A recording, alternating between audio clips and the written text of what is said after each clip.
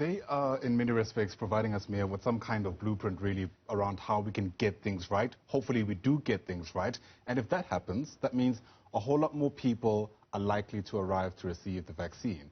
It also means a whole lot more people might want to know how to report side effects in the event that they do, in fact, receive the vaccine and there is some kind of illness that follows. Where can people turn? So people can report side effects at health facilities, also the sites where they were vaccinated at. But there's also an app called the Med Safety app that is run by Sahpra, our regulator. And how that app works is something that Sahpra can really explain to us. So we can hear a little bit more from the CEO of Sahpra, who is Dr. Boitumelo Semete, and she's going to explain to us just how this works. Welcome, Dr. Semete. Can you tell us, if I want to report a side effect and I want to use the Med Safety app, how do I do that? Sure, thank you, and thank you for having us this morning. So there are basically three mechanisms which are in place for one to report to safety. We do have the Med Safety app, as you allude to, that people can download, is available for Android as well as iPhone users.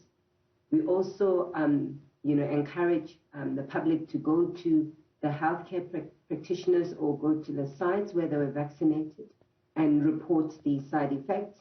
But also at the sites, the third mechanism is that for those who are not able to download the app or do not have smartphone, there are paper-based forms that are available for the public to utilize to report these side effects. So we know that vaccines can cause rare but very serious side effects sometimes. For instance, blood clots in the case of the Johnson & Johnson jab. Have any of those side effects been reported to Sahpra? And when they were reported and you investigated, could you link them to COVID vaccines? Sure, thank you. So specifically for the blood clots, we did have reports of these. Largely in the Sisonke trial, because that's where the J&J vaccine was made available to the healthcare workers. The Sisonke team followed up on all the individuals that presented with these blood clots, and all of them have subsequently recovered. So there's very close monitoring. We also have had a few reports through the Med Safety app, and those individuals are also being followed up. But we are seeing recovery, and these are indeed rare. Have any deaths been reported? So have there been people who've been vaccinated and then died, and have you investigated those deaths and found any link? Yes. So to date, we have investigated about 32 deaths, and what we found was that 28 of them were what we call coincidental. So we do a very detailed causality study on every single case. And on the ones that we had looked at, 28 were coincidental. Of those 28, we had about 6 that at the time of vaccination had COVID and tested positive for COVID after that. There were 4 that we could not confirm because the information that was made available to us was not complete enough to be able to make a conclusion. So, Dr. Semete, when you investigate those deaths, you've mentioned that you do a thorough investigation, but how does it work? How do you really know there's a link? Sure, thank you. And I mean, we've done a webinar on Friday where we, took the press, and I'm sure it will be available soon to the public. There's detailed forms that the healthcare professionals would then complete.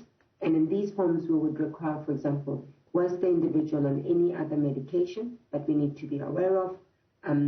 Did they have any other clinical condition that we must be aware of?